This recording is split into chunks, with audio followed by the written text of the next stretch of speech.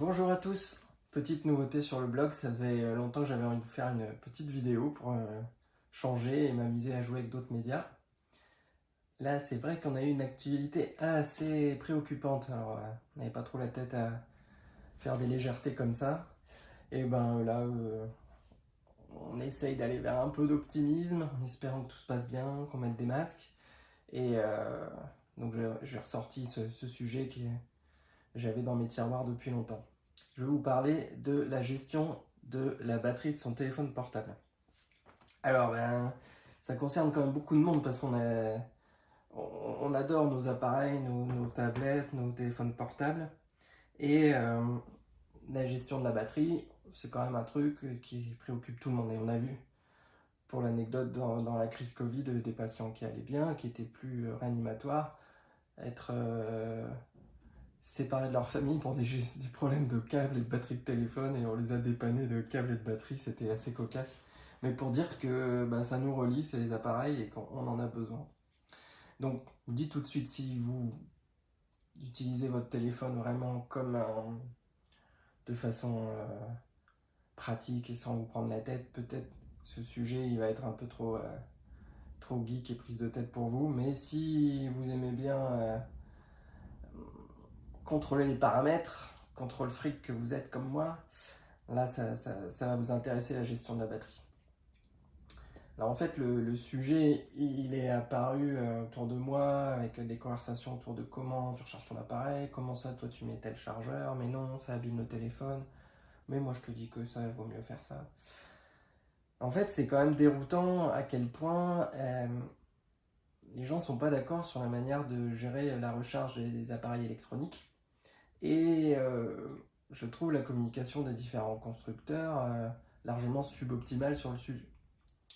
Alors les batteries, aujourd'hui, elles sont toutes à base de polymère de lithium, lithium-po, comme on dit dans le langage technique.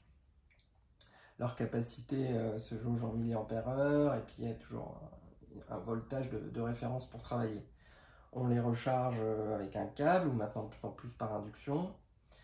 La rapidité de recharge va dépendre de la puissance de votre chargeur, hein, donc un débit électrique plus costaud dans la batterie, mais avec des conséquences électrochimiques dont on va parler. Et des gens soit rechargent leur téléphone dès qu'ils peuvent, soit le mettent à charger la nuit, soit c'est zéro stratégie, soit c'est quand on peut, soit c'est un peu tout le temps. Alors on a eu coutume de dire qu'avec les nouvelles technologies, c'était plutôt bien de charger son téléphone régulièrement, alors que sur les très très vieilles technologies, mais il faut vraiment oublier ça, il fallait toujours décharger à fond pour bien recharger. Mais alors ça, il faut vraiment oublier. Comment on juge de l'évolution d'une batterie, de son vieillissement? Alors là, c'est hyper compliqué, c'est potentiellement prise de tête. Grosso modo, on trouve quand même souvent la notion de cycle, qui est le fait de remplir ou vider complètement une batterie, hein, passer vraiment de 100 à 0. Mais si vous passez que de 100 à 50 et que vous la rechargez de 50 à 100, ça n'est qu'un demi-cycle. Et et la qualité de votre batterie, c'est difficile à évaluer. Les téléphones Apple notamment donnent un indice de vieillissement de batterie, ils appellent ça la capacité de la batterie, que vous pouvez aller voir dans les réglages dans l'item batterie. Et ils vous disent, bon voilà, votre batterie elle est à 96%, c'est super. Alors, on ne sait pas trop sur quoi ça se base. Je pense et j'espère que ça se base sur une évaluation de leur capacité en milliampères-heure par rapport à la capacité quand la batterie était neuve. Hein, grosso modo, un iPhone 11 Pro c'est à peu près 3100 milliampères-heure. Je crois que le 11 Pro c'est 3050 de mémoire, mais voilà. Et si jamais vous êtes au bout d'un certain temps en vieillissement, plus qu'à 3000, mais le ratio sera de 3000 sur 3100 pour vous donner votre capacité de batterie. Alors, la problématique de faire gaffe à sa batterie, c'est surtout pour augmenter la durée de vie de son appareil. Là, je me suis fait des nœuds au cerveau quand j'ai changé l'iPhone 11 Pro. C'est vrai que c'est assez critique de consommer ou surconsommer peut-être. Moi, j'ai essayé de justifier ça avec une logique photographique, et j'ai par ailleurs supprimé mon appareil photographique réflexe comme vous avez vu dans d'autres billets. Et pour le moment, je suis content de ce choix. Mais j'ai envie de donner vraiment une longue durée de vie à cet iPhone 11 Pro. Et donc, je veux faire gaffe à la gestion de ma batterie. Alors, pour vous donner une idée, j'ai regardé, là, ça fait 6 mois, je sors mon petit tableau Excel, à peu près 6 mois que j'utilise ce téléphone et j'ai fait 132 cycles. 132 cycles, ça fait 0,63 cycles par jour à peu près. Et du fait-là, d'après le petit logiciel gratuit Coconut Battery, la capacité de ma batterie est passée de 103,5%. J'ai eu la chance d'avoir une batterie neuve qui était un peu boostée par rapport à ce qui est affiché dans les specs d'iPhone. Et je suis passé à 102,1%. Si on fait une extrapolation, ça fait que je perds un peu moins de 3% par an, 2,9%. Et donc, si on a une baisse linéaire de la capacité de la batterie, que je continue d'utiliser mon iPhone de la même façon, je pourrais tenir à peu près 8 ans jusqu'à arriver à 80% de capacité. Et à partir de 80%, ça devient assez visible que la batterie est faible et ça pose des soucis pratiques. On est souvent en rate de batterie. J'ai fait une petite comparaison avec un copain collègue qui a un iPhone 10. La batterie est moins grosse. Il a changé la batterie de son téléphone en décembre 2018. À une époque, il y avait une promo pour les changer parce qu'il y avait des problèmes sur les batteries natives des iPhone 10, certains en tout cas. Bon, bref. Donc là, ça fait à peu près 500 jours qu'il utilise cette batterie. Et elle est actuellement mesurée d'après Coconut Battery à 89,9% de capacité. Ce qui fait une décroissance normalisée sur une année à 7%. Et donc malheureusement, ça fait tenir un peu moins de 3 ans comme ça jusqu'à 80%. Donc en 2021, il est probable que le téléphone commence à avoir des soucis d'efficacité et qu'il faille alors changer la batterie, ou consommateurs que nous sommes, être poussés à changer de téléphone. Ce qui est un petit peu dommage. Donc moi, en tout cas, je suis intéressé d'optimiser ça et d'éviter ça.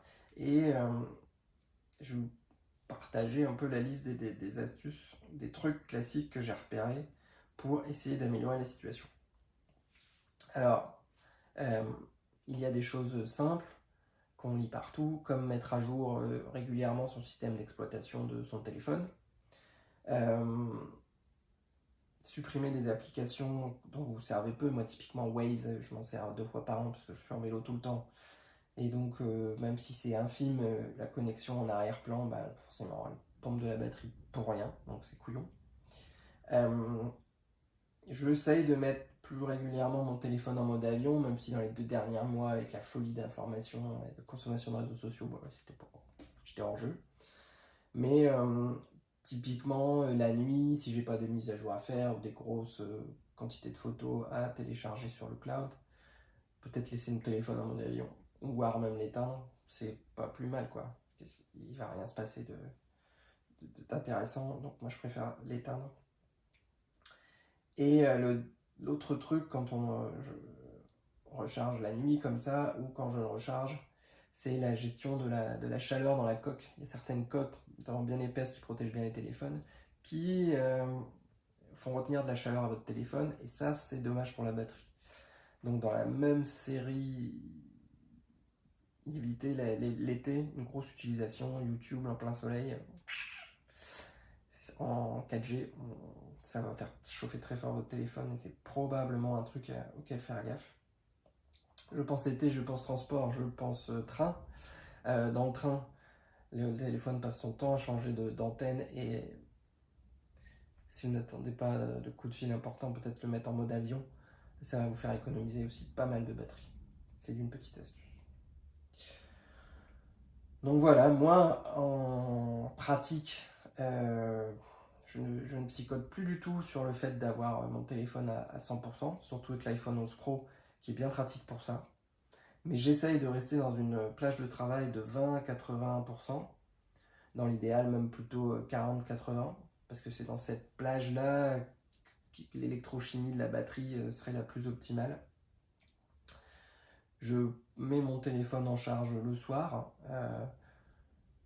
J'essaie d'éviter la charge rapide, je n'utilise donc pas le gros chargeur très puissant livré avec les derniers appareils, mais j'utilise un plus petit chargeur 5 watts, où les ports USB des portables ça fait 5 watts.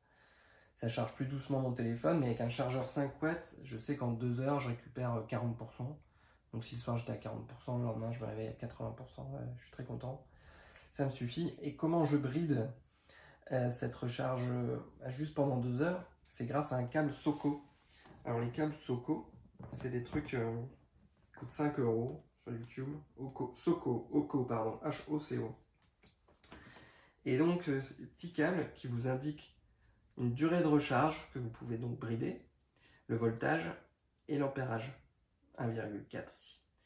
Et donc si je veux descendre, je double-clique, ça ne va plus charger pendant 4 heures et après ça s'arrête. Alors vous allez me dire, iOS est désormais capable d'avoir cette fameuse recharge intelligente. Bon, moi j'ai pas trouvé ça génial, il y a quand même plein de paramètres, il ne détecte que ça que chez vous, en garde ça marche pas. Souvent ça fait charger votre téléphone jusqu'à 80% d'emblée. Après ça s'arrête de charger, puis secondairement ça le charge à 100% dans les dernières petites heures au petit matin en fonction de votre heure de réveil habituelle. C'est mieux que rien, parce que le téléphone ne va pas passer une longue partie du temps à pleine charge, mais je pense que ça serait bien qu'on puisse débrider un peu ça et offrir aux consommateurs les plus pointilleux la possibilité de choisir le taux maximum de recharge de leur téléphone. Et ça pourrait augmenter la durée de vie des produits et offrir plus de liberté aux consommateurs.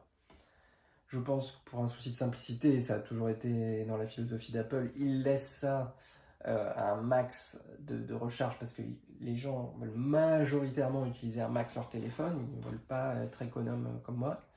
Mais lorsqu'on a un bon système préfrontal bien développé, on mise sur le futur plus lointain. Et donc si on veut garder son téléphone plus longtemps, il est de bon goût peut-être de ne pas le charger à fond tous les jours. Donc voilà, ça c'est mes petits conseils pour gérer vos appareils électroniques. À l'avenir, on peut espérer que les batteries soient mieux recyclées, qu'elles soient peut-être plus efficaces dans l'évacuation de la chaleur, qu'il y ait de meilleures communications des constructeurs pour optimiser la longévité des appareils et plus de recommandations communes, un socle commun de recommandations autres que éviter la chaleur et mettez à jour votre téléphone pour pouvoir l'utiliser longtemps. Voilà, j'espère que ça vous sera utile, à défaut de vous avoir intéressé. C'est la première fois que je fais ça. C'est un peu un one-shot parce que j'ai toujours eu une espèce de réticence à faire des montages vidéo parce que je trouve ça difficile. Donc un peu comme un marché parlé, j'ai fait one-shot. Je suis pas un as de la vidéo et ma maquilleuse est toujours confinée, donc j'espère que c'est tolérable pour vous à l'image. Voilà, et restez bien en sécurité, portez des masques, lavez-vous les mains, et j'espère que tout ira bien pour un max de personnes. Allez, à bientôt.